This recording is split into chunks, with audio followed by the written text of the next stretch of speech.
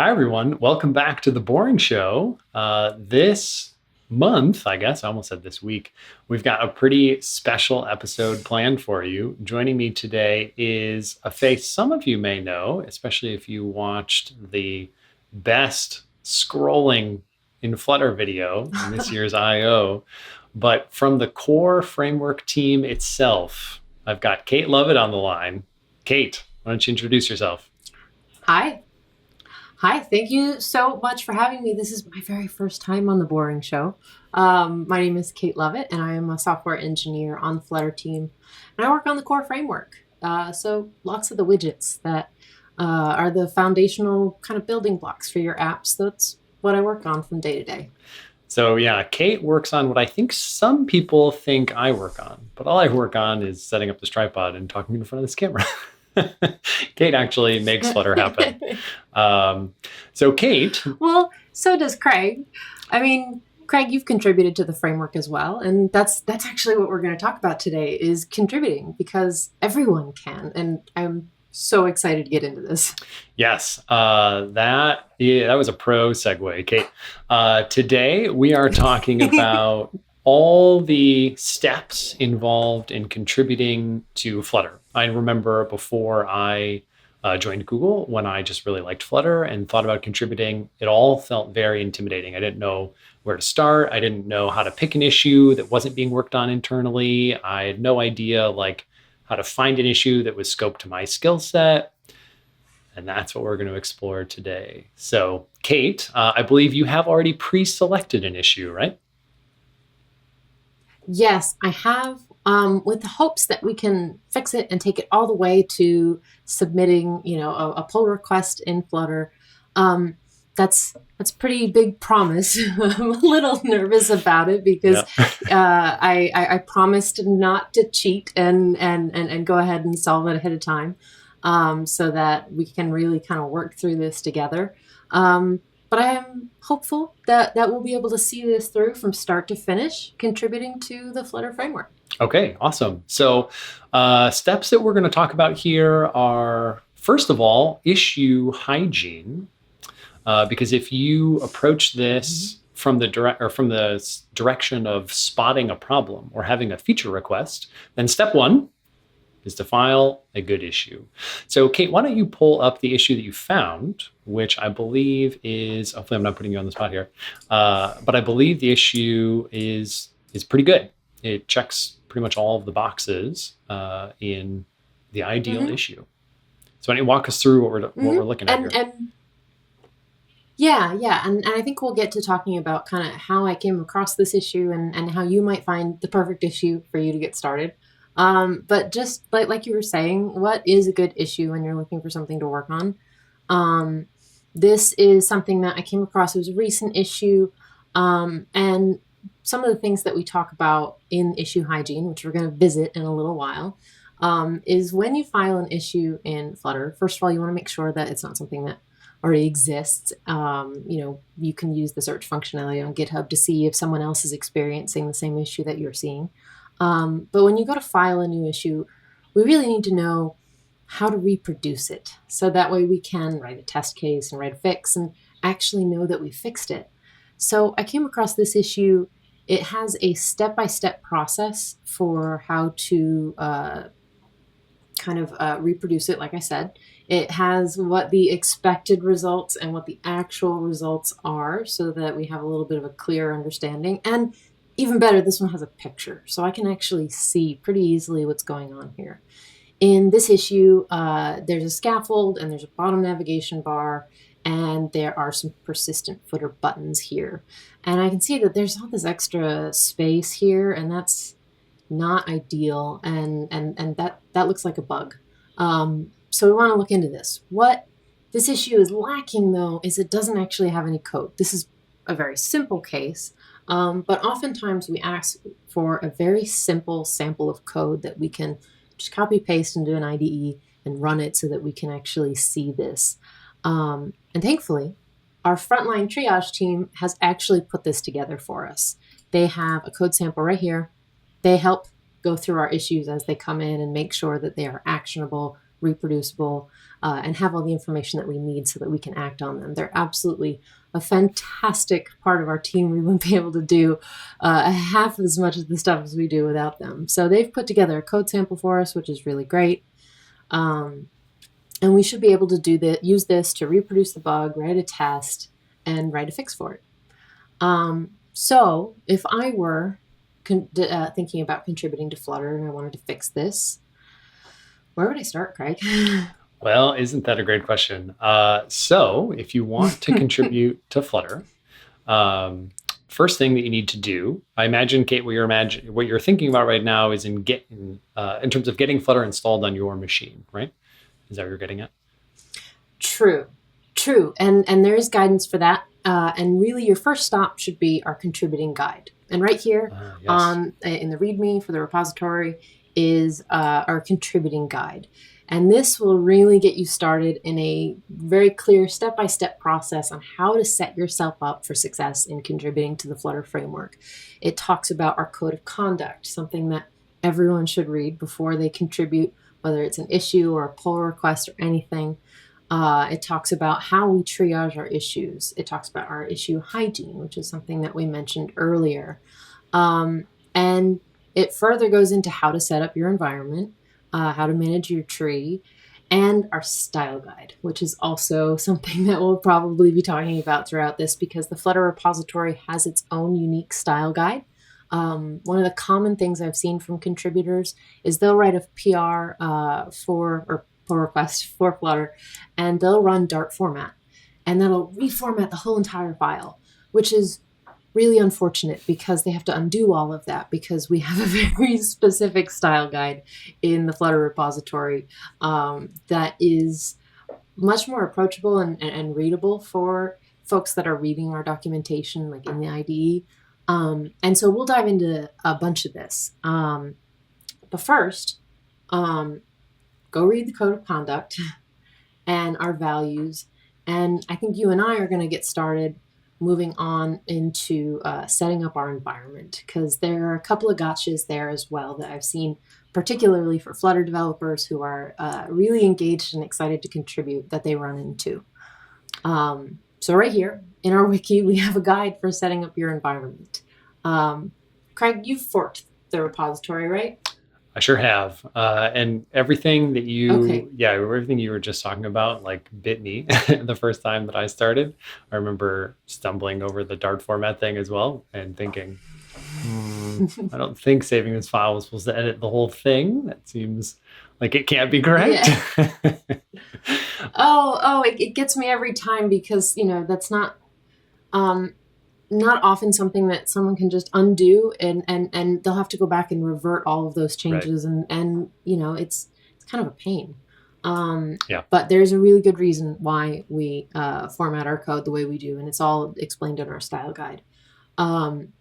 So once you have, the first thing you want to do is you want to fork the Flutter repo. I've already done it. And so it's going to let me know that I did. And this creates a copy, a copy of the repository for yourself.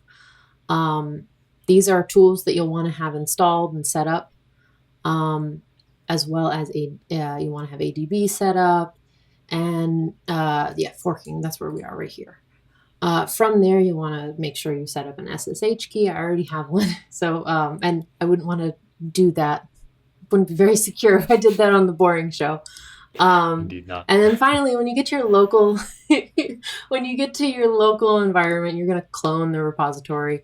I already have it cloned, but this takes you through cloning it and setting up your upstream so you can pull changes from the master branch. But this is the step that I really wanted to point out because this is one that I've heard multiple people get snagged on. So you're a Flutter developer. You have a download of the SDK from the website. Maybe it's our latest stable release. And you're very familiar with it. Maybe you already have it in your path so that the Flutter command is available to you wherever. You're going to want to change that when you're developing, or you're going to want to be aware of that when you're developing. Because when you actually work on the framework, you're going to want to make sure you're using the right Flutter. If you have a local copy of it from the website, and you are using that Flutter, that location of the Flutter command, then you're not going to see your changes. I've had people tell me I'm making changes to the framework and I'm running my app and it's not changing, and it's because they're using the wrong version of Flutter. So for me, where I have everything set up, I must have been working on something earlier. Let's see, make sure I have. Okay, I've committed everything, so it's fine. When I'm working, I don't have a downloaded copy of this, the latest stable version of Flutter or what have you from the website. But if you just want to know which one that you're using, just ask which Flutter. And this one is using the copy that I have checked out from the repository on GitHub. So I'm all good to go with my Flutter command. Otherwise, we want to make sure that we kind of finish this up as far as making sure that our packages are up to date, and we should be good to go. Did I miss anything, Craig? What do you think? I don't think so. I do want to hit this last one that you just mentioned, though, the Flutter update packages, because that is a command that is not used outside of the framework. I think I'm correct on that, right? I think so, yeah. And that's because it's very, very specific to the Flutter repository, and this just helps. I don't know that I've actually run it recently, so this might be a really good idea to do before we get going. Rather than running, pub-get in like each package, this actually kind of manages it all for you. As we're about to find out, there's actually more than one package in the Flutter repository. There's Flutter, Flutter driver, Flutter test. And we have a tool that kind of manages all of the dependencies that we have by just running this one command. And so we're up to date. I may have to run this again when we check out a new branch to work on our bug. Right, to go back in time. It's a very, very convenient. Yeah, it's pretty convenient as far as, there's just more than one package, and you wouldn't want to have to manage running those commands for every single package. So right, and we can see in your terminal output there that it more or less loops over all of those packages and then runs the original Flutter pub-get. Yeah. Okay. So we might be ready to start looking for something to work on. What do you think? I think it's time.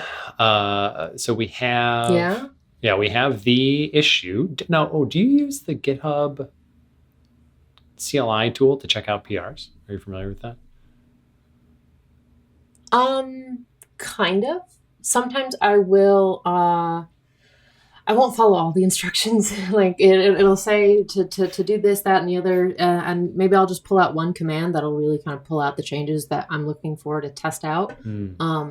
I like to check regression tests. When we get to writing tests, your test should validate that your change works the way that it does. And so your test usually doesn't pass without your change.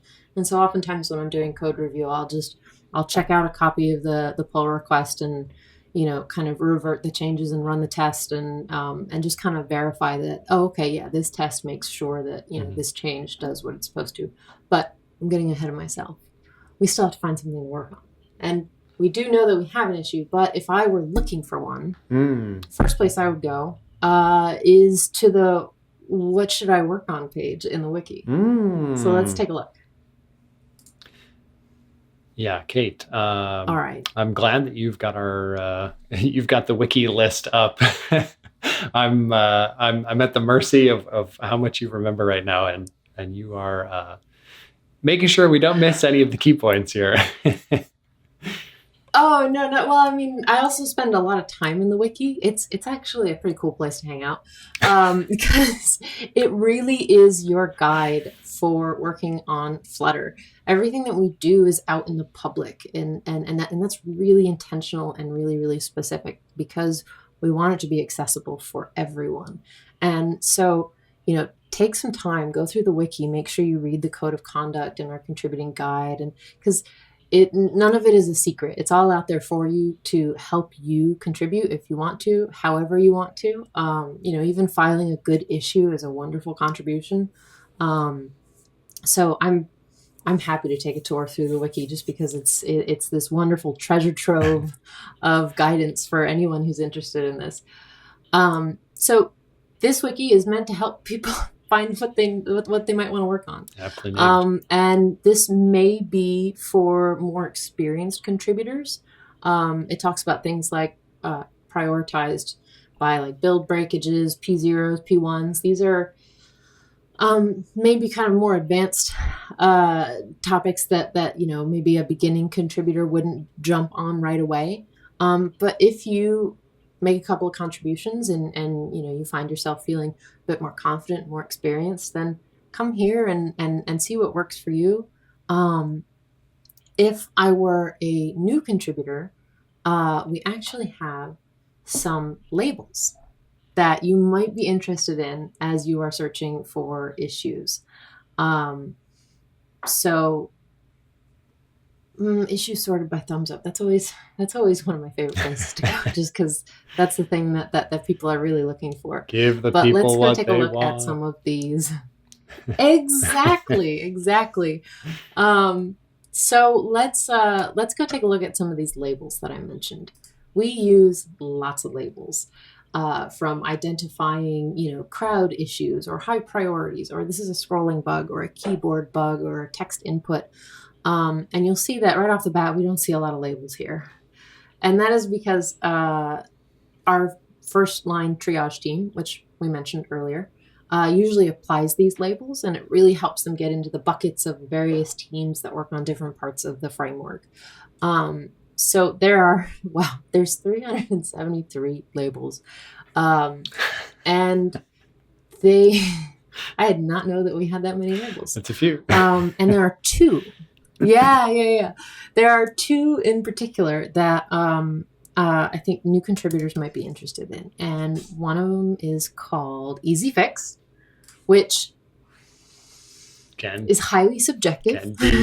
Can be misleading. It can be very misleading because one, something could seem easy. Knock on wood, that's what I thought when I came across the issue we're going to fix today. Or it could seem easy to one person, but not so easy to another person. So these are very subjective, easy fixes. But take a look because they might interest you. There's a couple of documentation ones here. This is something that I've always recommended to new contributors. Making documentation changes are wonderfully safe as far as kind of that intimidating hill that you climb to try and, get your first PR in, because documentation helps everyone. And documentation doesn't break anything. So you don't have to worry about, making a code change that will have a ripple effect and maybe inadvertently cause an issue. So that's Easy Fix. But there's an even better one that I think is just a wonderful name for a label. It is called Entertaining New Contributor Project. Craig, what do we think? Well, if that name isn't appropriate for this episode, then it's not a good name. So I think that some folks started using this label because the Easy Fix label was so subjective. So there are actually fewer issues here. But this is actually a really good one. We recently launched on the stable branch support for edge to edge.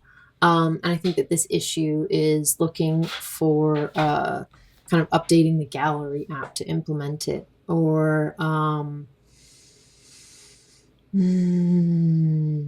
that one's actually probably a really interesting case. Like when we've noticed on desktop apps, if you resize the window like really, really small or just not at all, there are some widgets that don't really expect that or don't handle that very well. And there might be a similar pattern that you could employ across multiple widgets.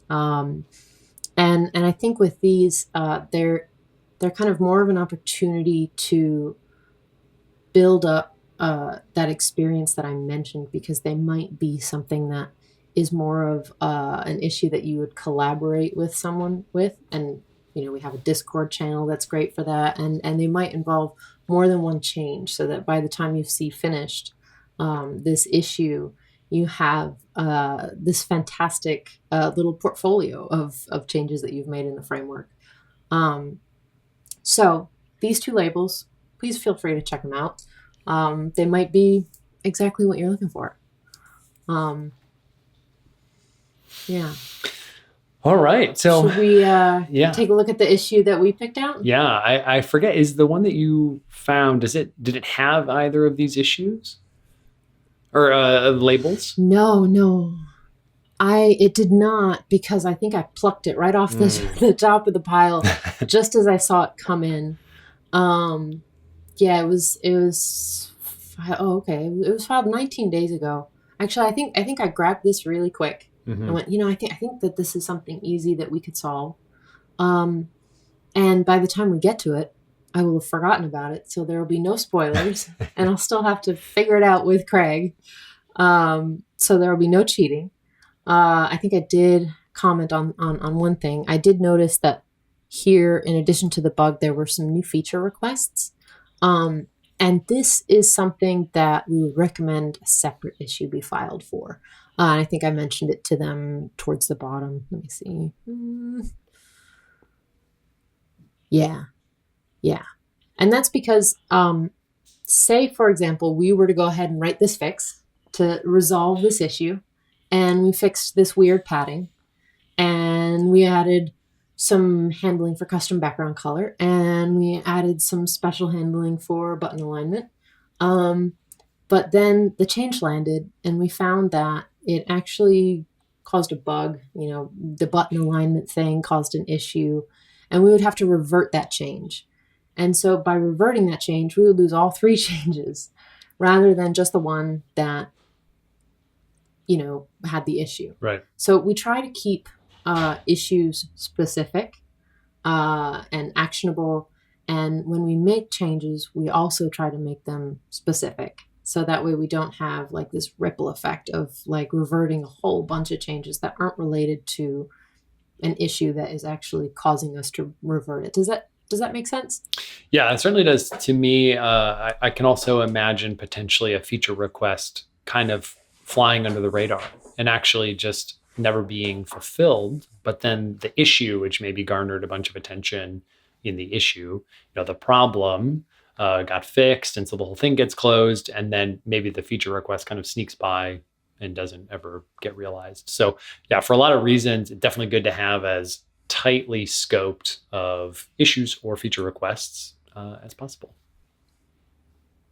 Yeah. No, I mean, that is also a really, really good point. Sometimes, we might be so focused on the issue. There's actually a lot of conversation in here already, and that we totally missed the other right. little addendum. And when I first saw this, I thought, being able to customize persistent footer buttons, I wonder if this is something that, we might support with like theming or something like that, which would be totally unrelated for what we're about to dig into. So should we go see if we can fix this? Yeah, let's do it. I think it's time. Okay, cool. Awesome. Well, I'm going to show you how I would go about fixing this. And not everything I do may be the best thing to do. Guilty as charged. Debugging occasionally with print statements. It happens. It's okay. However you find the solution and solve the bug, it's a safe space, no judgment here. So the first thing that I'm going to do is I'm going to make sure that I fetch the latest from upstream. And then I'm going to check out a fresh branch. And I'm trying to form this new habit where, you see, I've named my branch here, check shrink. I was working on some other issue. I have no idea, looking at that, what issue it was.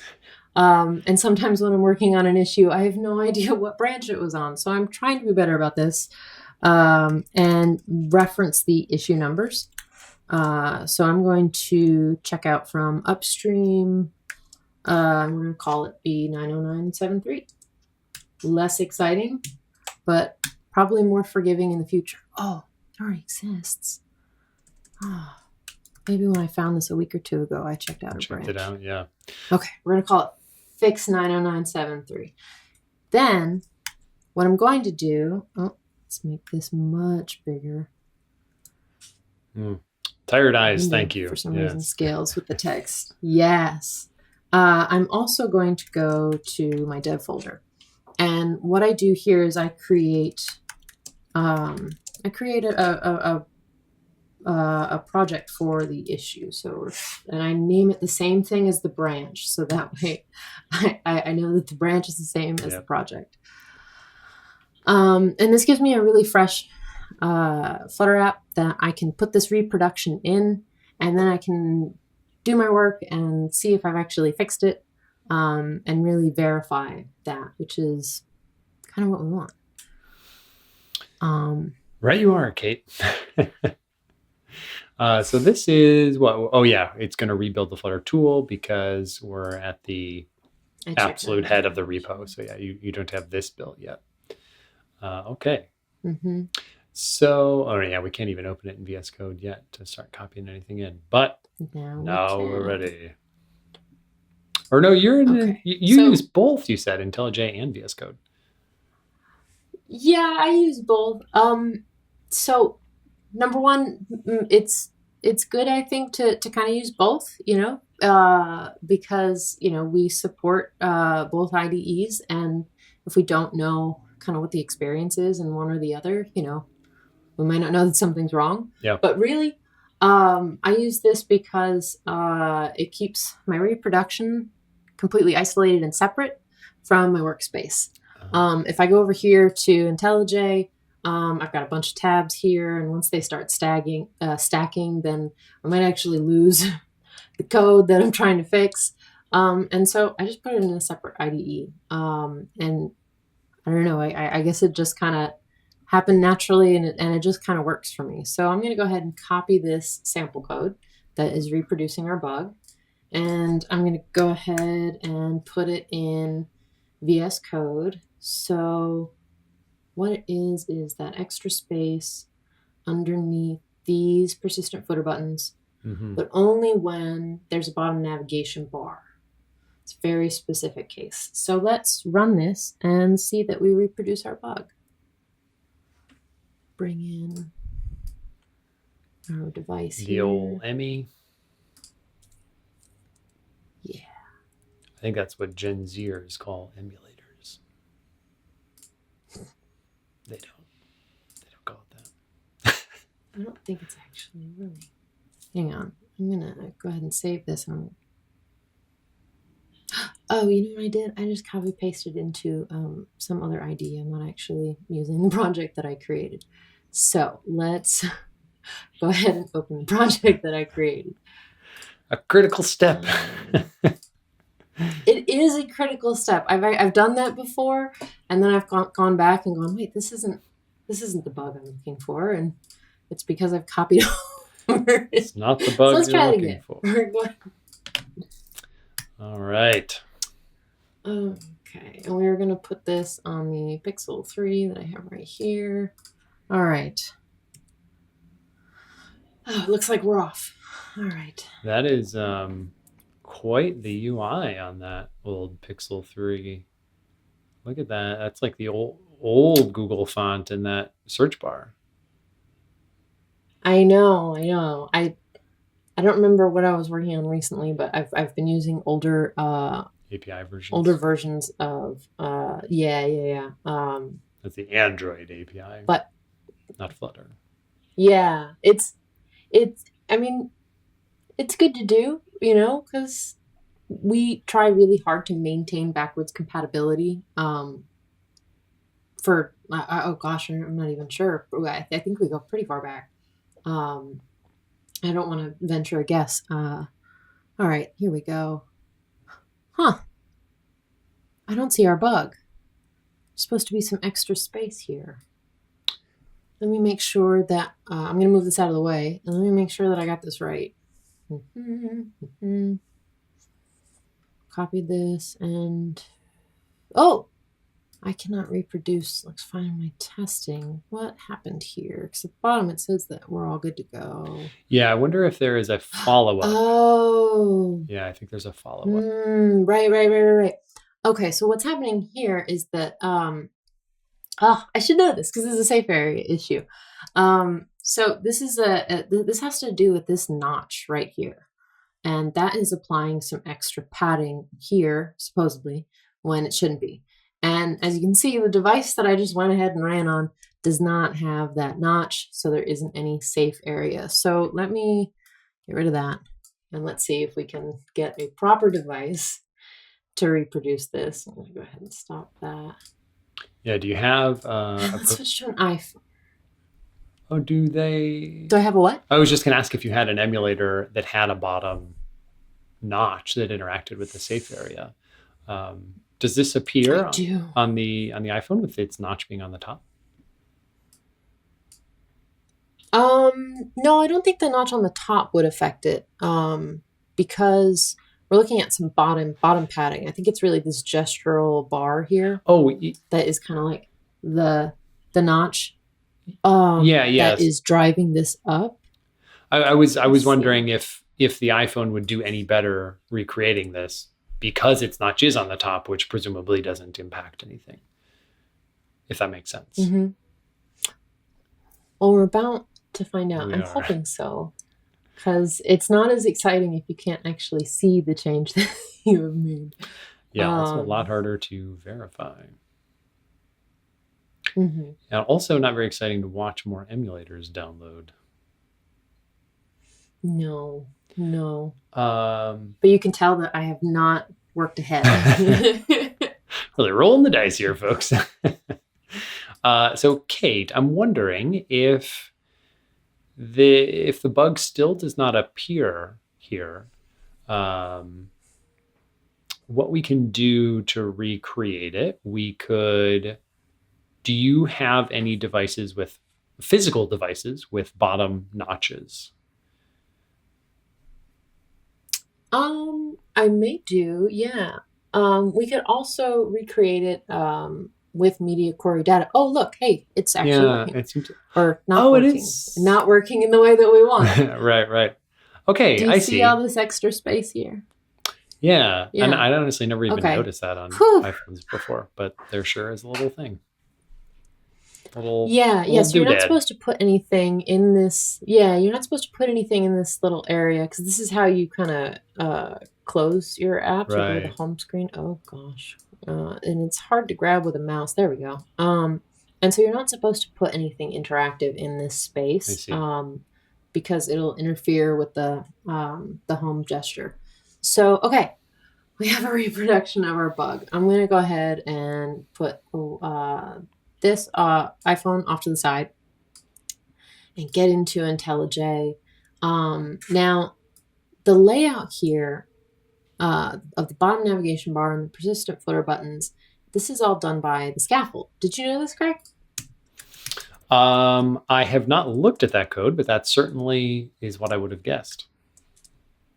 Because I've peeked at the scaffold's build method enough to know that it has hundreds of lines of layout computation. And so that is where it's a big hefty widget. It does some pretty heavy lifting. And that's because in our style guide, you'll actually find a section on the fact that widgets in the Flutter framework don't have specific knowledge of each other. Like I can't code an app bar to behave a certain way when there's this widget in the tree, or in our example here, I can't specifically code this text button to say, hey, if there's a bottom navigation bar around, don't put extra padding on the bottom. They don't know about each other. They are agnostic. And so what the scaffold does is the scaffold doesn't even really know what these widgets are, but when it goes to lay them all out, it just kind of positions them so that they are all kind of relative to each other in the way that they should be, without hard coding any specific knowledge. And this is done. This is done in a lot of steps throughout the scaffold. But the easiest way, I think, to find this is first, I would probably look for where they're mentioning persistent footer buttons. Yep, seems like a solid start. And yeah, I know, so advanced, right? And I've got it in some documentation here. I think that there is no, there is hang on. I know that there is like a slot that the scaffold oh, there they are. It's up here. Yeah. All right. So this is kind of how the scaffold manages all the different elements that it kind of lays out all over the place. When if we look for usages of this, when the scaffold goes through and it looks to see, you know, hey, do I have a bottom navigation bar? Do I have a floating action button? Do I have a drawer? And if so, it kind of puts them into each of these slots to be positioned later. And so where we find mention of this is probably where we are looking for, because it's in a slot that scaffold is using to lay out. So let me go ahead and delete this. And I'm imagining that any widget can actually be found there, right? Like thinking about what you were just saying about how even the scaffold, whose job it is to get all of these widgets kind of marching in step with each other, even it is not allowed to know really anything about them. So I'm imagining that, you know, our bottom navigation bars, for example, I know can just be a row. They don't have to be a bottom navigation bar. I'm imagining the same thing is true here for this set of persistent footer buttons. It can be any widget. Yeah. Just like how the scaffold has a floating action button parameter. You don't have to put a floating action button in there. You can put, I don't know, a text button or an image. Or another scaffold. Don't do that. Yeah, you know. Okay, so here's where I think we might be interested. So here's where it's going, okay, do I have a persistent footer? Okay, well then here are the constraints I want you to work with. And then it takes the height of the persistent footer after it lays out. And then at the time it's accruing, keeping track of like where the bottom of the scaffold is as it's kind of adding more widgets. And then it positions it. And this looks like something that we might be looking for, because here it looks like it's being positioned too high. What do you think? Yeah, so let's look at what this line is doing. Because I'm going to represent all of our viewers here for a second and point out that, Kate, you are bringing a vast amount of experience to the speed with which you identified that line. So let's look at the line. I've been in here before. Right. I've been here before with floating action button stuff. That's why I mentioned it. So yeah, you've cleaned this basement before. You know where the things go. We're new. Okay, so this position child method that you've highlighted here, it's taking a couple of parameters, and one of them is the slot from that enum. And then the next one is obviously an offset. And that is, I'm reading through a glare here, folks. Apologies. So that is just a 2-parameter offset, right? Because first we have 0.0, and then there's math.max. So that's going to resolve to just one more parameter. Yeah. So this is really just the Y parameter here, and it's choosing kind of how high to place it. Gotcha. Yes. Okay. And that bottom variable, that is a running total. When you were making you kind of had the hand gesture of like the scaffold is keeping track of how many widgets it's, basically it's like sediment layers building over time as it's laying everything out. It's keeping track of that. And that is a running tally kept in that bottom variable. Is that right? Yeah. So I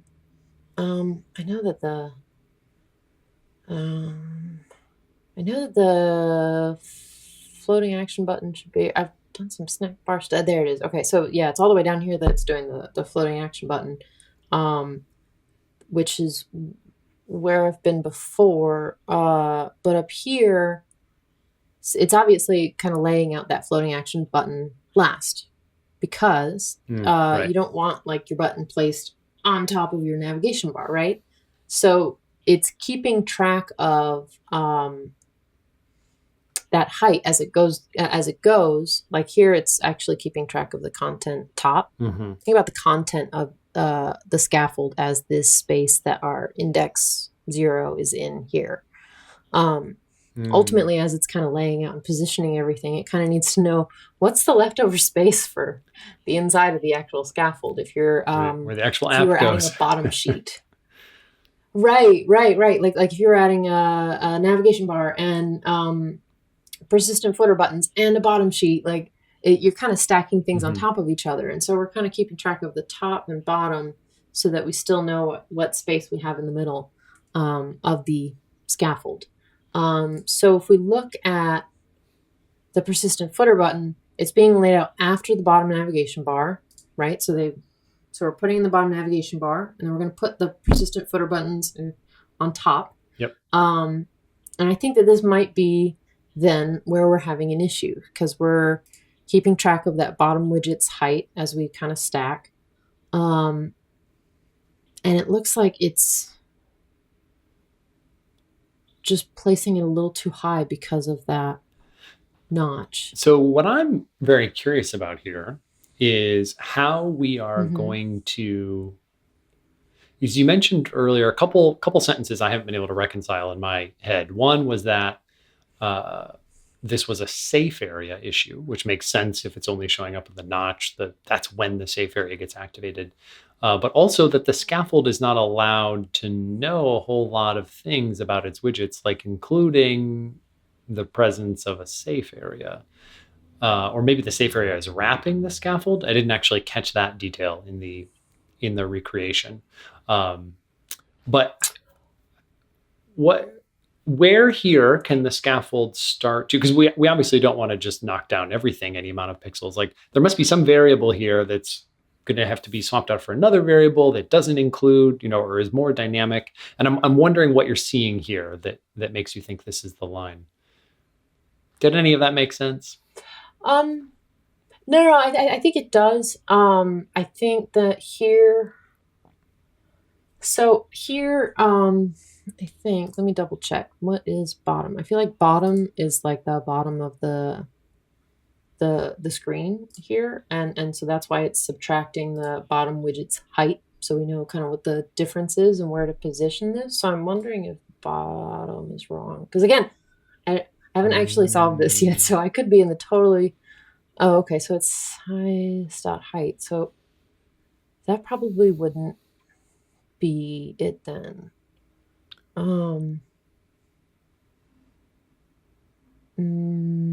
So as a moral, I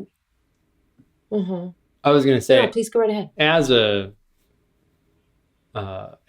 simple person, if I suspect a line is faulty, one of the first things that I like to do is just comment it out and rebuild and see what changes and make sure I understand exactly what the line is in fact doing. Do you think there would be any value in that? Yeah, actually, so sure. we can't comment out position child entirely because that would just make it not even exist in the scaffold anymore, I'm guessing. Right. But maybe we can... What if we mess with where it positions it? Yeah. Give me a random number.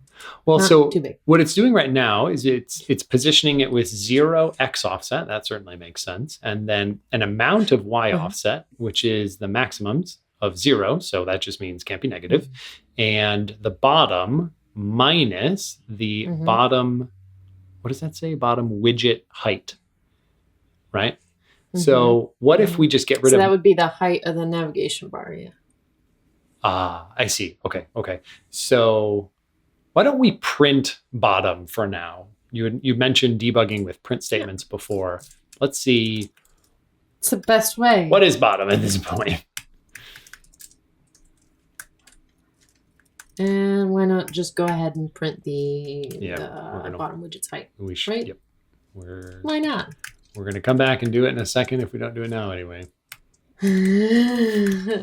I'm actually wondering if I'm in the wrong location. While you were explaining that, I think I may have gone hunting in the wrong place, but we'll find out in a second. Okay, so the bottom would be That's how high from the very, very top to the bottom in the Cartesian plane. The bottom would be 926 if the 0 being the top. Mm-hmm. And the bottom widget's height is 189. Okay. So that what means it's is- positioning, at Oh. at that. Oh, no, that's not it either. That's including the persistent footer height because we've already added it on at that point. So let's just the heck of it. I see. Yeah. So we've already added in what might be a wrong height here for the persistent footer buttons.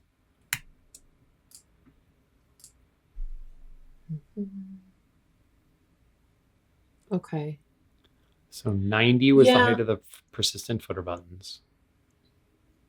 No, not 90 was the height of the navigation bar, and then we added on the persistent footer buttons, and it got a little higher. But I actually think you said something that is very, very interesting earlier. You said that never happens. Where's the safe area coming in? Oh, it always happens. I don't know what you're talking about.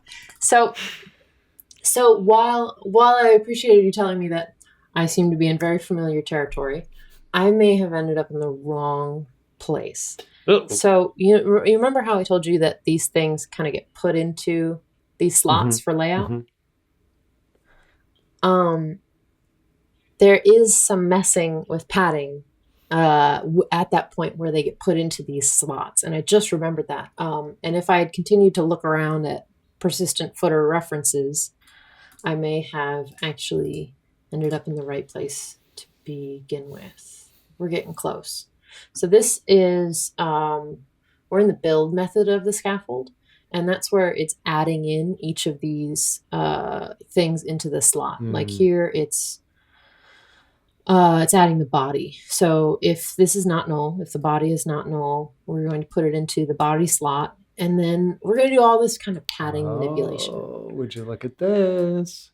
Yes. Yes, I feel like we're in the right neighborhood. And look, here we're adding conditionals. Like, okay, if we don't have a bottom navigation bar or persistent footer buttons, then we're gonna remove bottom padding. And so I'm wondering if where we put this in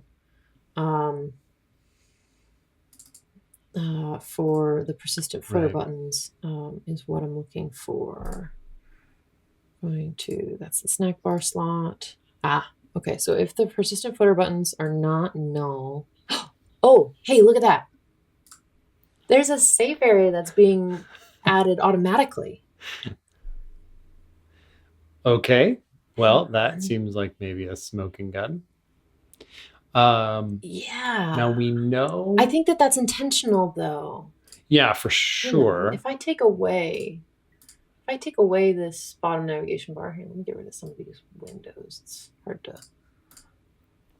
work like that. There we go. So let's go ahead and see if we can just get rid of this.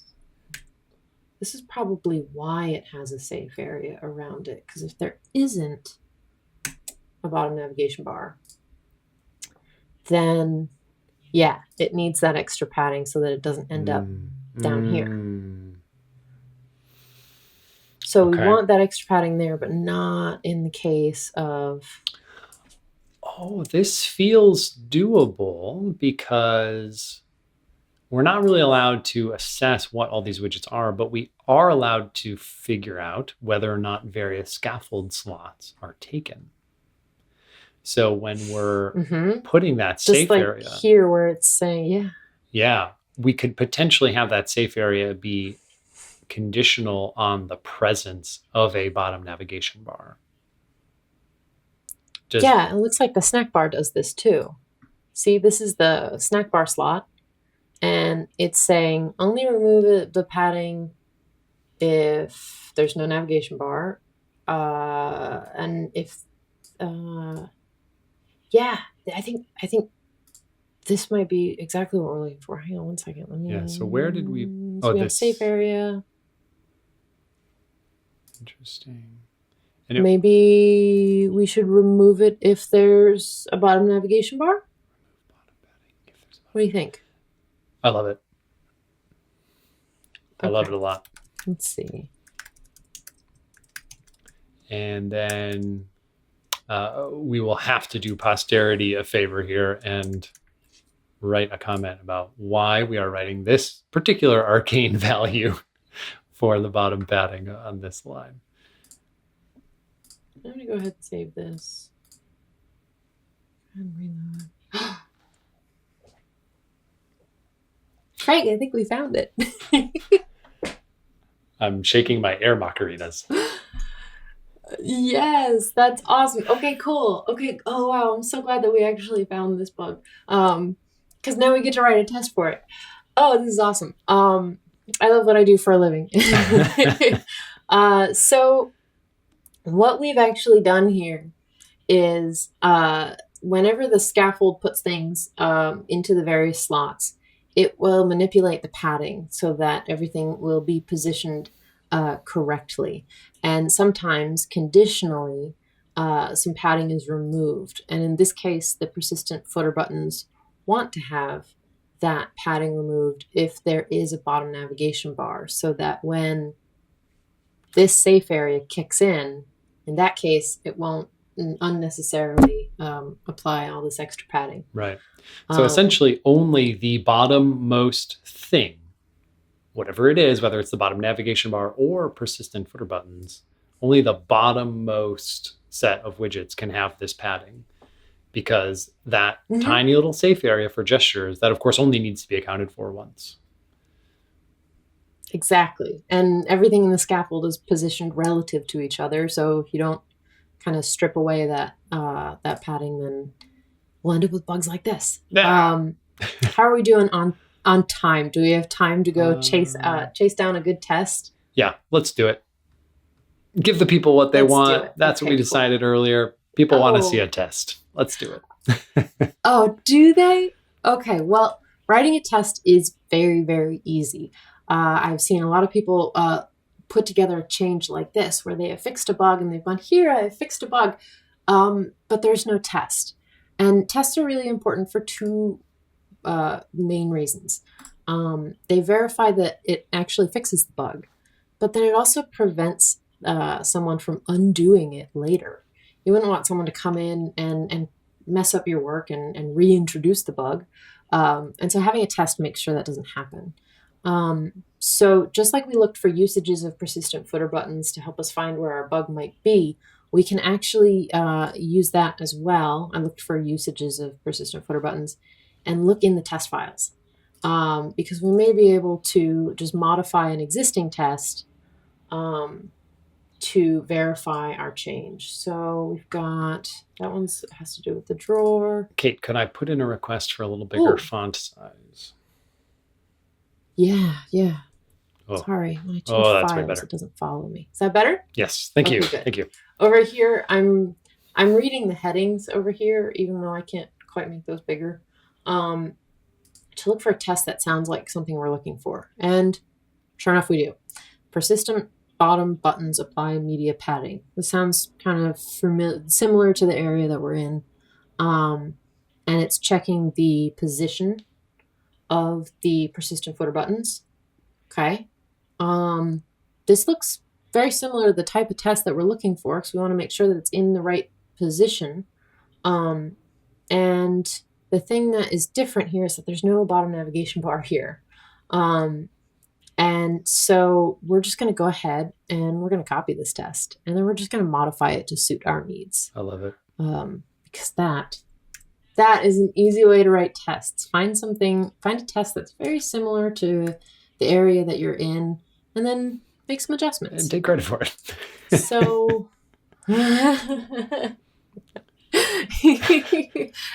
open source software is all like one big collaboration. So it's not quite cheating. So persistent bottom buttons, and bottom navigation bar, or with bottom nav pad properly. That'll work. Yep. We want to make sure that we account for our notch. And that is something that is in our media core data. A notch, I already know from working on some safe area stuff in the past, is represented in the view padding, this notch right here in media query data. So we're going to go ahead and we're going to apply this to the view padding. And I'm going to show you how to find that information. This is Left, highly top, educational right, bottom. for me. Is it? Yes, I have not seen this before. Okay, well, good. I've never... Yeah, the first time that I worked on safe area stuff, I had no idea. I was like, how do I mock up a notch? And it's just media query data. That's amazing. So we also want to add our bottom navigation bar. And I'm just going to go ahead and copy it from our example. Now, tests, this reproduction looks very pretty. Tests don't have to look pretty. They are function over fashion. So I'm probably going to strip some of this stuff away. Yeah, the on tap. It's a good candidate for pruning. 0. We don't need to provide a selected color. What? Why am I getting redundant argument values? Yeah, thank you. We don't even really need all of this stuff. We can just leave out the icons. Oh, no, wait. We need them, don't we? Are they required? Oh, it is required. Whoops. Well, yeah, they are. Icons! Hey, today I learned as well. We both did. Back in the game. Back in the game. We do not... I don't think we need all this stuff, but I think that this is good. So, like I said, I put the notch in our view padding. And just like we looked for instances of persistent footer buttons in test files, if you were to look up, let's say there should be a safe area test. This is a test file that tests the safe area widget. And this shows you ways in which the media query data is being mocked up and how the safe area is affected by it. So digging through existing test files, super helpful. So here we have it all mocked up. We have our notch, we have our bottom navigation bar, we have our persistent footer buttons. Once the tester builds this, because we're pumping this widget, we should be able to look up the buttons. I'm going to find my type padding first. Yeah, we're going to look up the buttons bar, and then we're going to get the positioning of them. In this test environment, it's usually, I think it's a 600 by 800 window. But to verify that the buttons shift down, what I'm going to do is I'm actually going to remove our fix. It's right here. Just to verify for myself that I'm actually testing the right thing. So I'm going to go ahead and I'm going to run this test file. And we're currently expecting this test to pass, right? Because we have basically just copied the test above and undone our change in behavior. Is that right? It actually should fail. Oh, I missed something. It actually should fail because I added a bottom navigation bar. So this value from the other test will change. Is junk. Yeah. That it will fail and it will tell me what the number is. I don't want the bottom. I want the top though. Let's just get the top. And that's really all we care about is what the top, let's call it the top center. Oh, right. The positioning of that. Top right. Center doesn't. Yeah. The bottom of it is not going to change. That makes sense. Yep. Yeah. Also, yeah, while this one's running, I would also like to request that we walk through the second to last file in this test, because whenever I get to the point in a contribution where I'm writing finders to go grab a certain widget, I can only copy an existing line and pray that my changes to it are accurate and do what I want. So that kind of line, the like, absolutely, yeah, find, blah, blah, blah. I mean, there's so much we obviously can't cover every method on find and tester and all of that. But all right, so what are we seeing here? Okay, good. Only one test broke. That's good. And is it Our test. Yes, but Fingers. it broke for not the reason I was expecting. The bottom navigation bar depends on more stuff than the previously existing test. So we need. Are there localization? Can I get a localizations for 500? See, existing tests are fantastic. You can find exactly what you're looking for. The test complained to me that the bottom navigation bar requires material localizations. Which we didn't have. And in the test that I wrote, I didn't have, because this is a very bare bones test. Yep. Function over fashion. There's a directionality, there's a media query, and like that's it. Nothing else that gets added as part of like a material app. So I'm gonna wrap this with a widget. Yeah. Do I? Oh, what you're adding right now. Yeah. Yeah. Oh no, where's the thing that I just copied? I always copy over my clipboard before I'm actually done using it. Let's go back to our test and add. There we go. So what I did was I added localizations above our bottom navigation bar so that our bottom navigation bar is localized as it expects. Let's hope that this now will fail for the reason that I want it to fail. Okay. All right, fantastic. Yep, we've got a size discrepancy. 0.1 is the actual. Things as well. No overlay widget. We also need an overlay widget. I forgot that the bottom navigation bar has a whole bunch of whole bunch of stuff. There's no overlay in this file. What a needy widget. I think it's because the bottom navigation bar uses tooltips.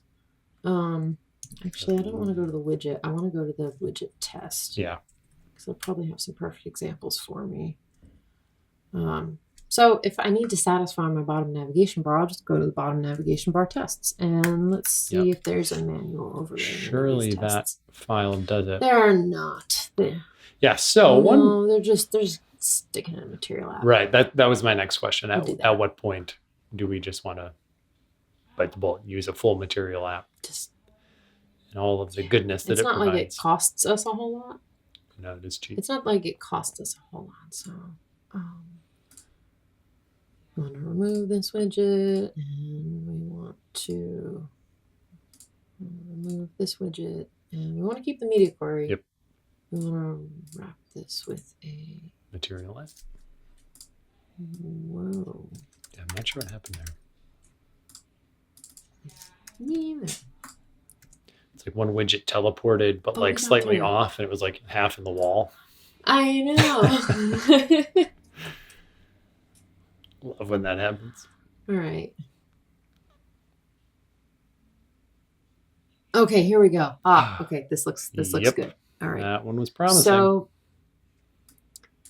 without our change, it's positioning the top of our persistent footer buttons at 528.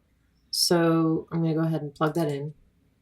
That makes sense because in the test without the bottom navigation bar, it was lower. It's 560. If 0 is the top and the higher the numbers are higher as you go lower. So 528. Now we're going to go back to our change. We're going to add it back in. Now, one thing I think, and one thing that could be nice here, Kate, is it feels like we should be able to have our test check some magic number minus the size that we put in our media query. Yes, that's actually what I'm hoping. I'm hoping that this goes down by 40 is the number that we put in the media query, right? Yeah, it should be also 0. That's so weird.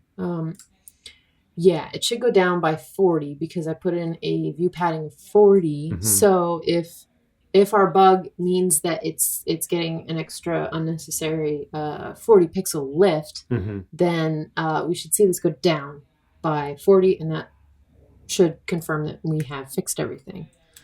So fingers crossed. What's that math? 488 we're hoping for? Oh, 428 minus 40. Yep, I think that's right. Never do math on stream. That's what the kids say. All right, I'm struggling to see. Oh, something else is upset. Expected, there's a rectangle, and the size difference there is 52 pixels. Am I seeing that right? 400 to 348. This isn't even our test. Yeah, interesting. Have you already picked up which? Maybe it's not view padding that I'm talking about. Maybe it is just padding. And then we'll go look at that other test that we seem to have broken in just a sec. But it wasn't broken earlier, so I'm wondering. I haven't made any other edits in the file. Well, case in point about errant keystrokes. Oh, well, I mean, is there a chance that our change does earnestly break that test? It seems like it probably does. It does. So let's take a look at that. Meanwhile, we did get our 488 as expected. That was weird. I was using view padding, but I should have been using padding. I should have not mixed that up. I always mix up. Honestly, I can't believe you which forgot. Padding, view padding, view inset. Oh, lay it on. All right. So we're down here on 1018. That's where we seem to have broken another test. Okay. Scaffold and extreme window padding. All right. 1018. Who did we break? Body. Yeah, so what is this?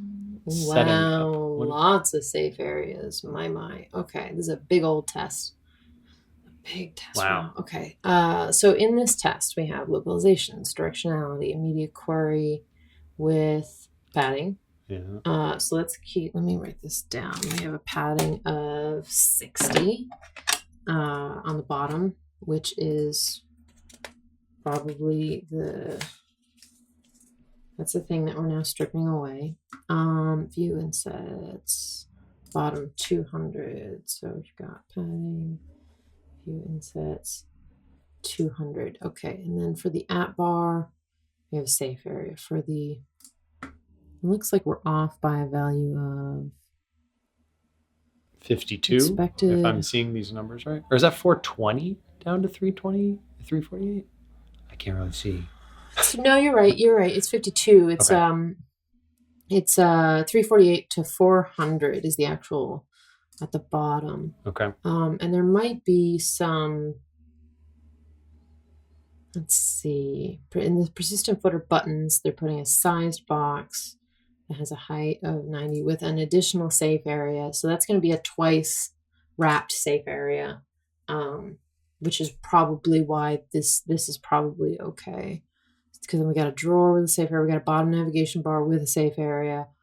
Wow, so many safe areas. Okay, and we're looking at the bottom of the body. Okay, yeah. Okay, so this would make sense. This makes sense that the body is longer now. Because where did my iPhone go? Here we go. So remember when we talked about how we were stacking that bottom widget's height? Mm-hmm. And ultimately the body is what's left. What's happening here is that the bottom of the body was at like 348, and now the bottom of the body is lower. And that's because our persistent footer buttons went down. So this test was actually catching this bug, but we didn't know it was a bug at the time. So I feel okay updating these values to 400, and that would be because we have the app bar. There's all these stacked safe areas. And so it's just kind of, we've just taken one of those tiny little spaces away. So I feel okay updating this, and let's see if the other ones, if I update this value, floating action button will probably move. The persistent footer buttons are probably going to move here as well.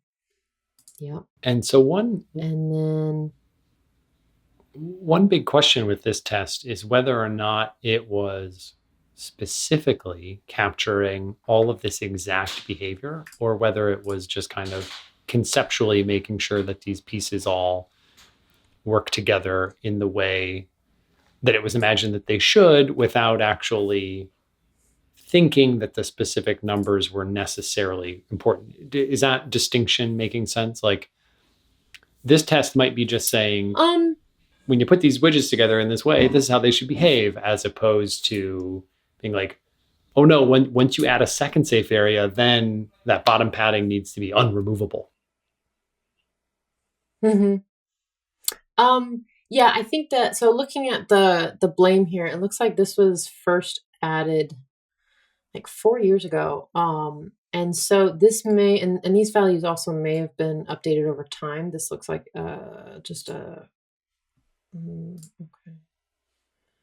Oh gosh, no, we probably should not dig into that right now. What's happening? Okay. Yeah, I was trying to look at the history, and because it looks like the last time these specific lines where these values are was updated was actually just a style update to the repository.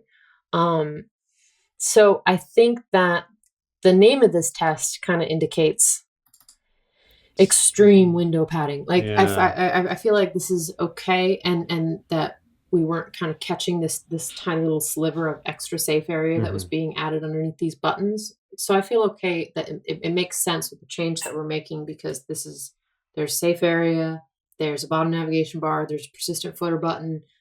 This is a case where we want to remove that padding, and so we're actually just catching that in this test. Okay. Let me run it again, because I think that 2 or 3 other values are probably going to change, since everything in the scaffold is relative. Yeah, see, again, it's all moving 52 pixels down. So now we're on 1019. It's 384, 1019, 84, and then there's probably one more, since the persistent footer buttons are probably going to move by 52, so that should be 99 or not. Where did I mess up? Left, top, right. Oh, right. Since these are all kind of stacked on top of each other, those top values are also changing. So we also want to make this, since they're all stacked on top of one another. Okay.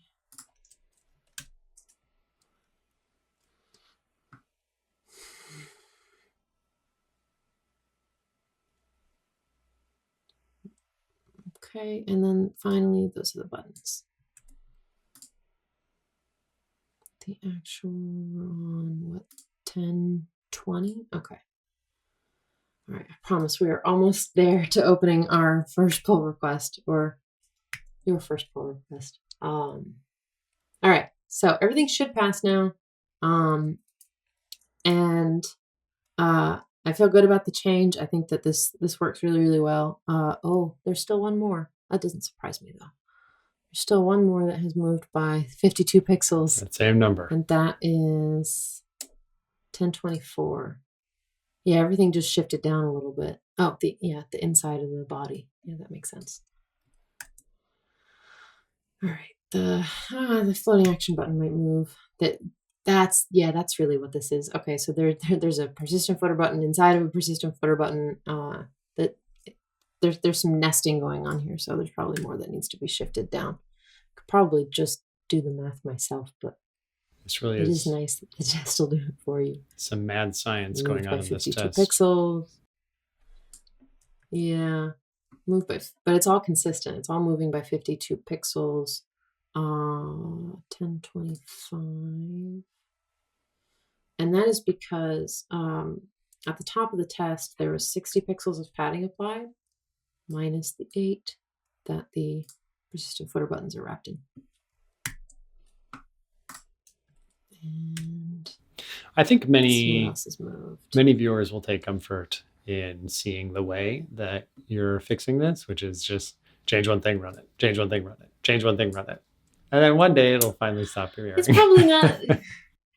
It's probably not the most elegant way to do it, and I don't recommend just copy pasting in values. Like, we've kind of worked through this logically and gone, oh, okay, if everything is kind of shifting down by 52 and why that makes sense. But if you're making a contribution and you're saying, oh, look, everything passed, and you're seeing tests fail, I wouldn't just part and parcel just copy paste the values in, because it kind of makes sense. Right. And in this case, it does. So we know that these tests that are related to the area we're working in all work, and that's fantastic and wonderful. But just to do our due diligence, and maybe we'll zip on through this, we're going to run all the tests in the framework, which I think is pretty close to like 9,500 tests. It's a lot. Yeah. Cool. So one thing, Kate, why don't we, while this runs, we can chat about the follow-up steps here, and maybe we can even start drafting a PR while these run, and we'll assume that they all pass. If they don't, then we'll obviously have to tend to that, but we can start drafting a PR kind of in the make-believe universe where they've already all passed. And then we can talk about getting a little code review solicitation and actually getting a change landed. So absolutely, that's a great idea. I just killed the tests because we're going to finish running through them on our own time and make sure that they all pass. And so what I'm going to do is I'm just going to make sure that I've only edited the files that I intend to. I'm even going to check a div. I just like to kind of cursory glance through it. Yeah, that all looks as expected. Okay, and then I'm going to commit everything. And so I'm going to fix persistent footer padding. Okay. All right, and then I'm going to go ahead and push. I'm going to push to not upstream. I'm going to push to my fork, which is the origin. That's push to origin 90973. I think that's worth chatting about as well, right? If you're contributing to the Flutter framework, I assumed when I started doing this that origin, and it took me a minute to kind of remap in my brain, that origin wasn't actually the actual mothership, right? Because normally you just clone the real thing and then you're doing kind of pushing PRs and whatnot directly to that. But here you're going to publish this branch to your fork, just like you said, and it's your fork that's origin and it's upstream that is the repository. Yeah. And the upstream is one of the steps that you set up in the wiki where it talks about setting up your environment for working on the framework. But yeah, you're right. Sometimes Git terminology is like, wait, where? But yeah, I'm pushing to my fork because that's kind of my copy of Flutter that I can mess with. And it doesn't have anything to do with the primary code base. But once I push, I can actually open a pull request. And so now we're finally going to do it. Are you ready? I'm so ready. Yeah. Okay. So welcome to opening a pull request in the Flutter repository. My commit message actually works as a title. That's rare. There is a template here that is provided to you when you go to open this. Do not select all and delete. This is all very, very important. Here we want to add a description of what we're changing. You want to list what issue you're going to fix. And then there's a checklist here that's also very important. So we're not breaking anything in the Flutter test repo, so we don't need to create a migration guide, so we can get rid of that. We're going to list which issues we're going to fix. This fixes. And this is actually really important. GitHub has different keywords so that when this PR gets merged, it'll automatically close that issue, which is just such a wonderful bookkeeping feature. So that'll fix this issue. This PR changes the padding of the persistent footer buttons in the scaffold when there is a bottom navigation bar, and well, no, it's not dependent on the notch because we're not actually checking in the code. If there's a notch, we're just saying, hey, if there's a bottom navigation bar, remove any bottom padding because the bottom navigation bar will have already done it. True. Yes. Yes. This PR changes. There's a bottom navigation bar. This is because the button bar is wrapped in a safe area and will not need to account for bottom padding in this case, because the bottom nav will. Perfect. I think that explains it pretty well. Yep. Okay. I read the contributor guide. We read it on stream. I have read the Yes, we did. We didn't read the tree hygiene, but I have read the tree hygiene. Make sure you read the tree hygiene. The style guide, we talked about that. We got to make sure that that has been read. The CLA. If you have not signed this, when I open this PR, a bot will comment and say, hey, we need you to sign an agreement for contributing, and it'll give you a link. But I've signed it, so we're not going to see that bot. I've listed at least one issue that this will fix. I've updated relevant documentation. I don't think that's really necessary in this case. Nope. So I'm not going to check it. And I added new tests. And existing tests are passing. And that is everything. I'm also going to stick some labels on here. This is definitely a framework issue. I actually don't have to stick labels on here because we have a bot that does that, but just like a label. All right. So we're going to open our pull request. Look, Can you believe it? Oh, fantastic. So when someone gets this far, they actually can take a deep breath, right? Just like you can after driving for so long here. Yes. It's actually, it's wonderful. I can't believe we actually fixed it. As you can see, the bot already stuck some labels on here. And just like with the issues, helping issues find the right folks that may want to know about them, the labels on the pull requests help folks that might review your code find them. We have regular triage, I think at least once a week, for these different subcategories that makes sure that pull requests are being reviewed. But also under our issue in tree hygiene in the wiki, it talks about soliciting code review. We do have the Discord chat room. And then also, GitHub tries to recommend folks that are familiar with these files that also might be good reviewers. So our work here is done. We have fixed our bug. I love a one-line fix. And we have written a test.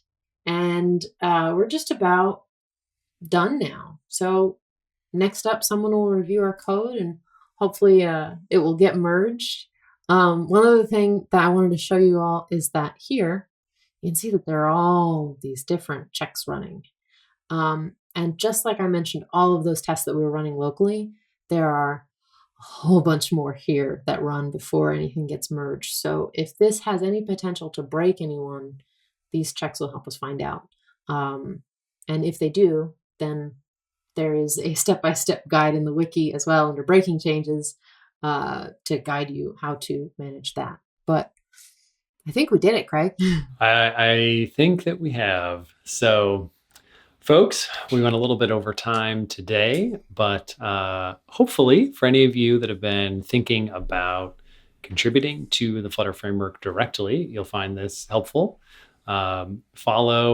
You can do a lot worse than to follow Kate's guidance. So find an issue, patch it, and write a test just like she did, and you too will be a Flutter contributor, which is pretty exciting. I can't wait to welcome you. Yeah, I love rolling out the welcome wagon. You'll see first-time contributor right at the top here, and I love seeing that. So I look forward to welcoming you. Yeah, always very fun. Well, folks, that does it for us for this episode. And next episode, I believe we'll be back on the new skeleton app template. Not sure what we're going to add to it or what functionality we're going to test, but stay tuned. See y'all.